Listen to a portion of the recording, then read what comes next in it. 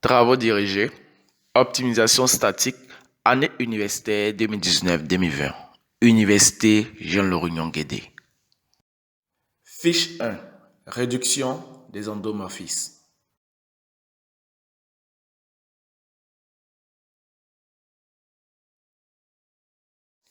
Exercice 1.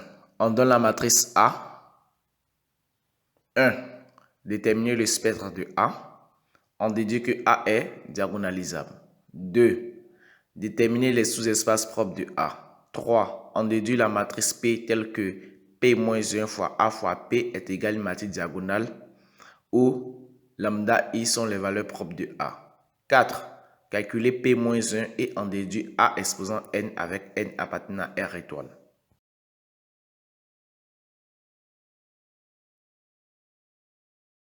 Dans la première partie de cette série vidéo, nous avons déterminé le spectre de la matrice A et nous avons discuté sur la diagonalisation de la matrice A.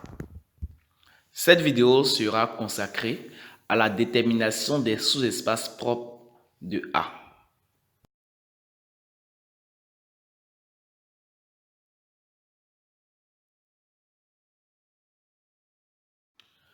Question 2. Déterminer les sous-espaces propres de A.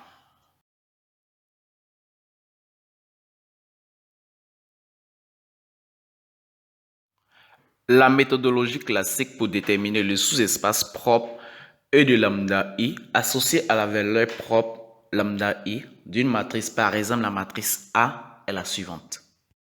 D'abord, je donne l'expression générale de calcul du sous-espace propre, telle que E de lambda I égale à l'ensemble des x appartenant à R au cube, tel que mx égale à 0, avec m est égal à A moins lambda I multiplié par la matrice unitaire. Au passage, je rappelle, grand X appartient à R au cube, tout simplement parce que la matrice A est une matrice carrée d'ordre 3.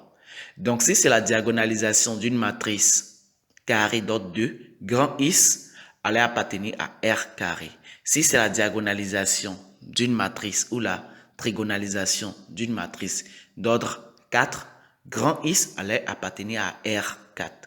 Dans notre cas ici, la matrice A étant carré d'ordre 3, grand X appartient à R au cube. Après avoir donné l'expression générale de calcul du sous-espace propre, je détermine le sous-espace propre de A associé à la valeur propre lambda I. Pour cela, je remplace la valeur propre lambda I dans l'expression de E de lambda I et je résous le système qui en découle. Enfin, je donne le sous-espace propre formé par là où les solutions du système sous la forme d'une famille de vecteurs. Appliquons cela maintenant à notre matrice. Comme on a dit, le sous-espace propre de A associé à la valeur propre lambda I est égal à l'ensemble des x appartenant à R au cube, tel que mx égale à 0, avec m égale à A moins lambda I multiplié par la matrice unitaire. Déterminons à présent le sous-espace propre de A associé à la valeur propre lambda 1. Sachant que lambda 1 est égal à 1, lorsque nous remplaçons cette valeur dans l'expression générale du sous-espace propre de A associé à la valeur propre lambda I, on obtient le système suivant.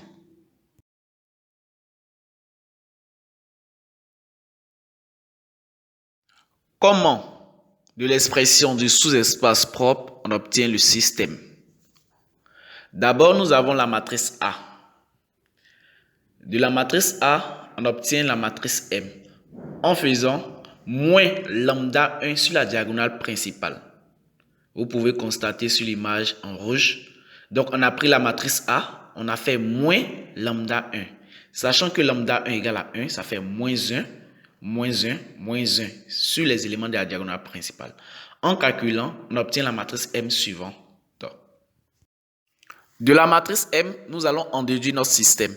Mais il faut savoir que les éléments de la première colonne de la matrice correspondent au coefficient de X dans le système. Les éléments de la deuxième colonne correspondent au coefficient de y dans le système et les éléments de la troisième colonne correspondent au coefficient de z dans le système. De telle sorte que les éléments de la première ligne de la matrice forment la première équation et les éléments de la deuxième ligne de la matrice forment la deuxième équation et les éléments de la troisième ligne de la matrice forment la troisième équation. Donnons à présent le système. Quand on regarde la première ligne de la matrice, on a 0, 1, 1. Ce qui signifie que dans la première équation, il n'y aura pas de x puisque son coefficient est 0.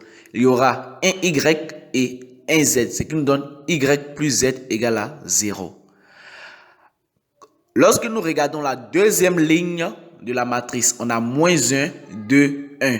Ce qui revient à dire que la deuxième équation sera moins x plus 2y plus z égale à 0. À la troisième ligne de la matrice, on a 1, moins 1, 0. Sachant que la première colonne est pour les x, donc on aura x. La deuxième colonne pour les y, donc on aura x moins y égale à 0. Plus que le coefficient de z ici est 0, il n'y aura pas de z dans la troisième équation. Passons à présent à la résolution du système. Dans l'équation 1, on a y plus z égale à 0. Nous tirons z. Donc z est égal à moins y. Dans l'équation 3, nous avons x moins y égale à 0. En tirant x, on obtient x est égal à y. Sachant que nous travaillons dans R au cube, la solution du système est de la forme grand X égale à x, y, z. En résolvant le système, nous avons trouvé z égale à moins y, x est égal à moins y. Donc nous remplaçons ces différentes valeurs dans l'expression x, y, z. Donc on remplace x par y et z par moins y. Puisque la parenthèse, c'est-à-dire le vecteur que nous obtenons, est composé uniquement de la variable y, nous factorisons par y. En factorisant par y, on obtient dans la parenthèse 1, 1, moins 1. Nous pouvons à présent conclure que le sous-espace propre de A associé à la valeur propre lambda 1 est égal à vecte de 1, 1, moins 1. Déterminons maintenant le sous-espace propre de A associé à la valeur propre lambda 2. Avec lambda 2 égale à 2, en appliquant l'expression du sous-espace propre, on obtient le système suivant.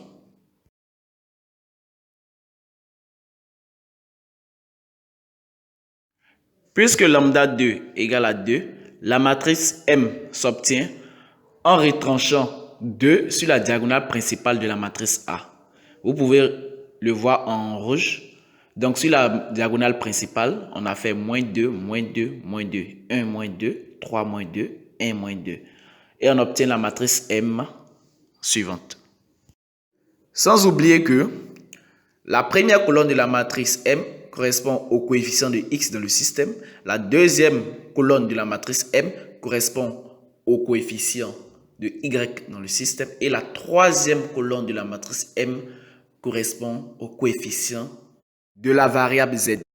En plus de cela, chaque ligne de la matrice correspond à une équation dans le système. La première ligne correspond à la première équation, la deuxième ligne correspond à la deuxième équation et la troisième ligne correspond à la troisième équation.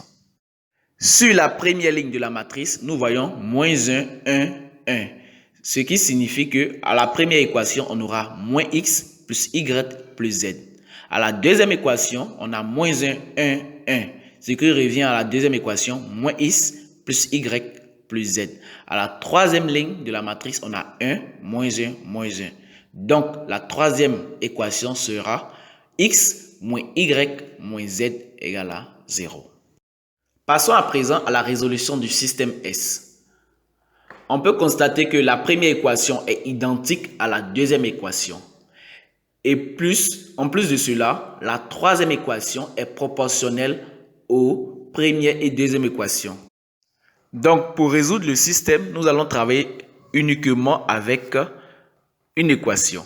Nous choisissons l'équation 1, puisque toutes les équations sont proportionnelles. De l'équation 1, on tire x. X est égal à y plus z.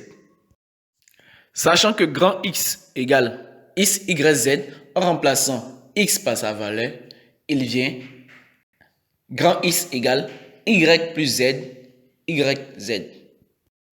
Nous obtenons à la suite de cela deux vecteurs. Un vecteur composé de y et un autre vecteur composé de z. On recopie le premier vecteur en reportant uniquement les y. Sur la première ligne, on a y. Sur la deuxième ligne, on a y. Sur la troisième ligne, on n'a pas de y, donc on met 1, 0. Quant au deuxième vecteur, sur la première ligne, on a z. Sur la deuxième ligne, on n'a pas de z, donc ça fait 0. Sur la troisième ligne, on a z, donc on met z. En factorisant ces deux vecteurs, le premier vecteur par y et le second vecteur par z, il vient grand X égale y facteur du vecteur qui a pour coordonnée 1, 1, 0 plus z facteur du vecteur qui a pour coordonnée 1, 0, 1. Conclusion, le sous-espace propre de A associé à la valeur propre lambda 2 égale à vect de ces deux vecteurs 1, 1, 0 et 1, 0, 1.